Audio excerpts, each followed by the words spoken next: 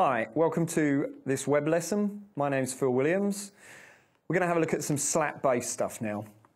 Probably one of the most asked for lessons within bass because it's quite an action-packed kind of style of bass playing. What I'll look at is basically how to get a sound out of the instrument, how to get it to sound right, how to approach slap. There's a couple of different angles to take. I'll show you my approach and give you a few of the other options as well. But one of the real fundamental principles of bass playing, slap bass playing, is to have a good solid sense of time. Now that arrives over the years, okay, with a lot of playing with drummers and the usual stuff that goes on. But for the minute, with this lesson, it would be useful to have a drum machine. I mean, it's all about rhythm. It's all about, you know, good time. So having a drum machine is a really, I would say, is a really good step in the right direction to getting your slapping together quickly. I've got one here. I'll demonstrate a few little bits of slapping. I'll do a bit of playing, and then we'll have a look at what's going on.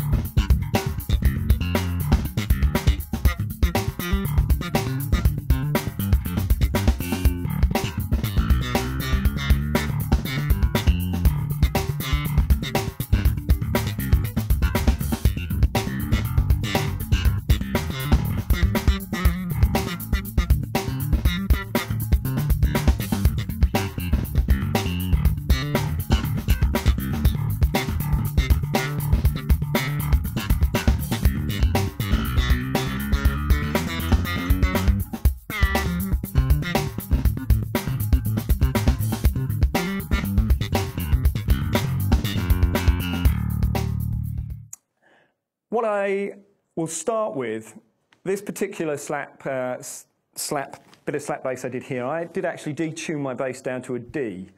So at the bottom, instead of an E at the bottom, I have an E, a D rather. Now, for me, that kind of just makes for a heavier sound. It kind of works with slap bass.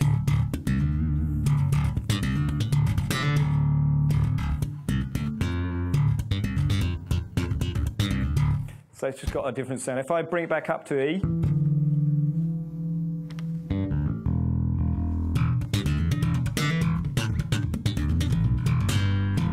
still sounds as good, but my preferable key for slap at the moment is D. Let's start with the proper tuning for the minute. We'll have an E at the bottom. What I want to do is get through some basic slap principles with you. The noises that we make, in very simple terms, the noises that we make are, we've got a hit note, we've got a dead note, which is where I'm damping the strings with this hand and just hitting with the thumb, so you actually get that noise. Now my hit note needs to be stopped with this hand as soon as it's been hit, so we get this. And also dead note can happen at any point on any string. Then we've got a hammered note, which is where we're going from one note to another as a hammer. So that's another sound. So, okay, then we've got a pulled note or a slapped note, which is me just getting underneath the string with this finger and pulling it hard, and then stopping it immediately here. So we get a very short, sharp note.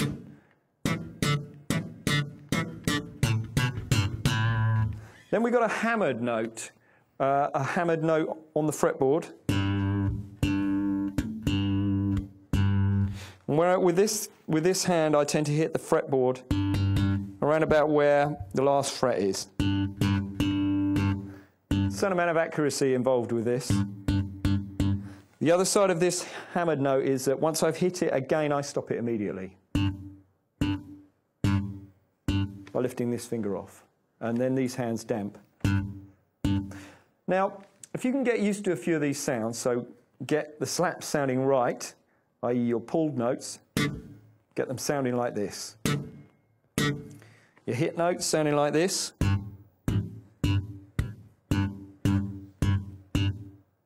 and your hammered and hit notes.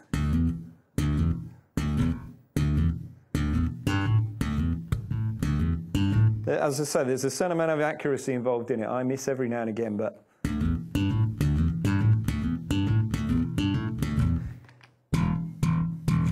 And your open notes hit. Putting all of these kind of sounds together with the dead notes, you end up with something that you can build rhythms with.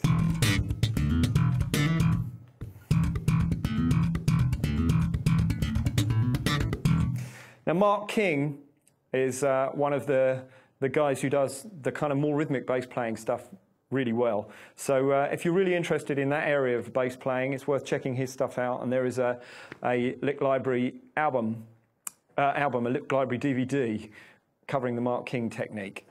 So have a look at that one if you get the chance.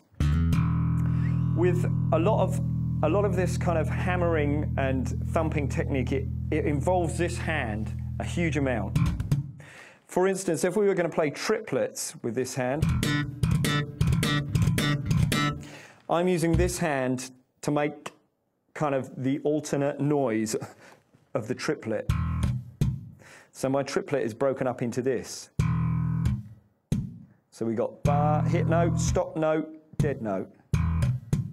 And then I end up putting a top note on as a slap. And when it's played fast, when you get it past a point, it'll sound like a triplet.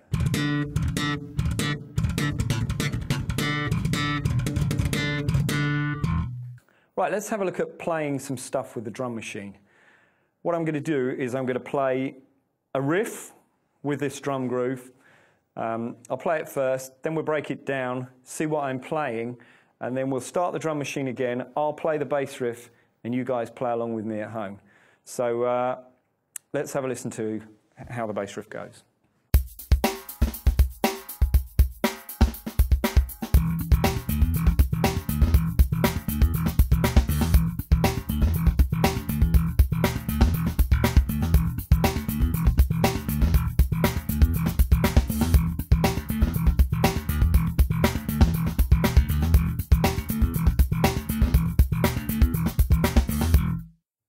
What I'll do with this bass line is show you it very slowly. All we're looking at here is just the thumb side of things. We're not putting any slaps in at the moment, or either any pulls. It's all just hammering, which kind of gets together your muting technique on this hand. And this is the bass riff slowly.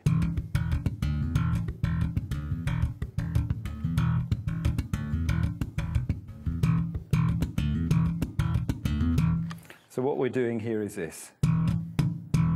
That's the first phrase, so it's hit, stop, hit. So as I hit the note, I stop it with this hand and bring this thumb down on top of it. So we get bar. Okay, so that's one note and effectively two dead notes. At the end of it, I want one more open note. So we get that. So that's the first half of it, just using open strings in both these hands.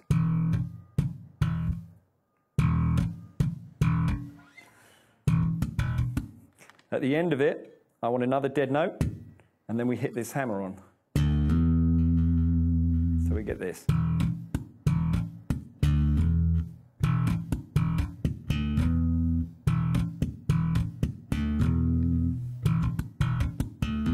And then we just repeat the whole thing. So that's it.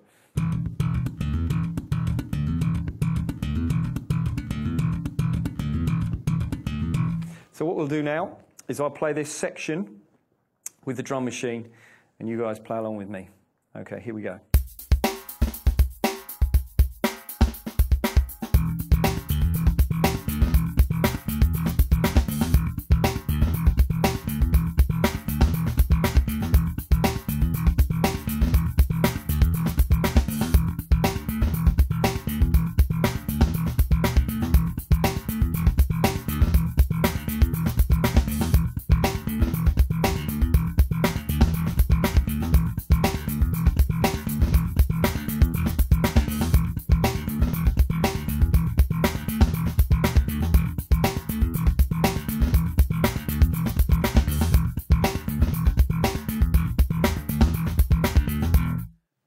Okay, that's a bit fast.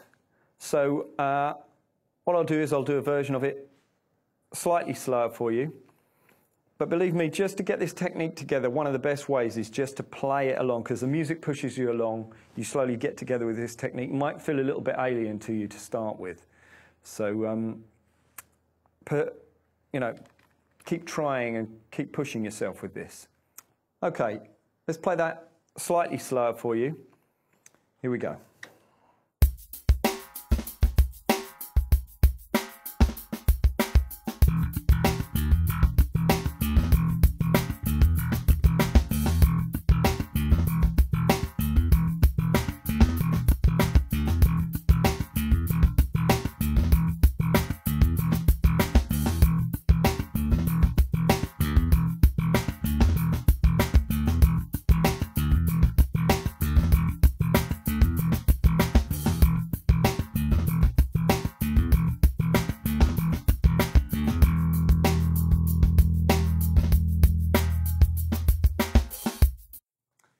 Okay, you may find that it's harder to play it slower.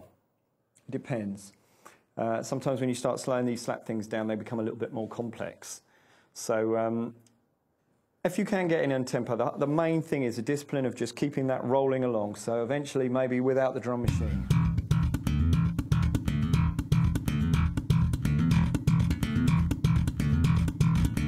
You can feel the pulse running through it. But a good way to start is to have that metronomic drum machine in the background. With this bass riff, adding some other bits make it a bit more interesting.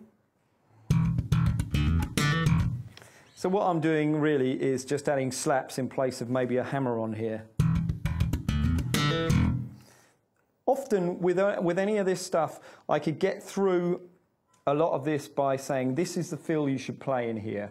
Or this, but what you'll find is once you get to grips with this,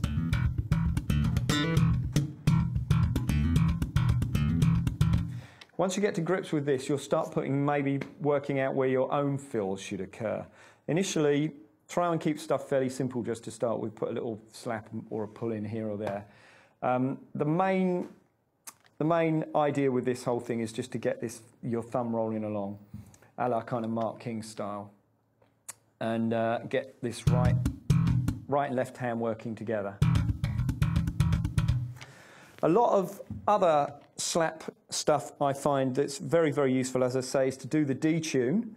If we're working on this principle that with an open E, everything kind of works across this point from the 5th to the 7th in a kind of caged block section on the bass. Kind of works there for this slap thing. If I tune my E string down to a D, yeah, I effectively move this shape kind of 2 frets down. I have the same thing, just playing the same riff. So just sounds a little bit meatier with the D on the bottom. Now, a couple of little tips and tricks and things that I've picked up. Here's a nice one. I think Victor Wooten kind of uses these things to quite a good effect, really.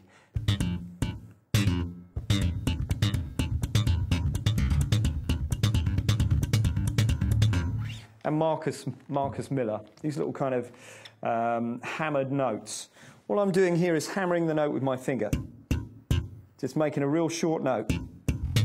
And I'm pulling the top note, so we end up with this. So, dead note, pull up, and then a hammer down. Makes for quite a funky sound.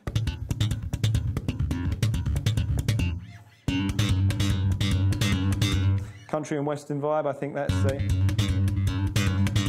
hammering from the 4th fret onto your G, 5th fret, pulling the top string. Same principle. It's all about dead notes and creating rhythms.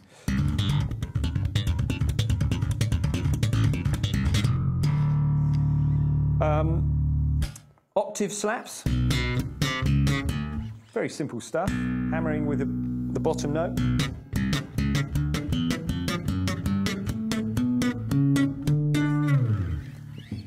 more kind of closed slap stuff. Good thing about these kind of sounds is that you want to get everything sounding as clean as possible, and that's where good right hand comes in. A good hammered hit here accurately. I often find when I'm playing closed slap stuff where I'm not using open strings so much, my thumb does come around for this stuff because sometimes I find it useful to mute the E string with. So it's incorporating all of these factors, really. So as you can see, my hand kind of works across. I've got muting from here, muting from my thumb. This hand's muting. Short notes, this one's lifting off the notes.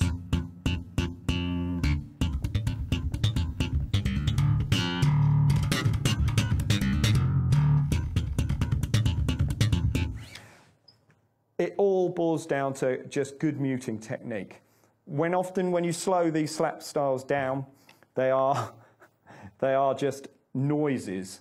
It's when they're actually brought up to speed and played with the drum machine, they actually start to make some good sense. Also, other nice little factors is bent notes. A pulled bent note.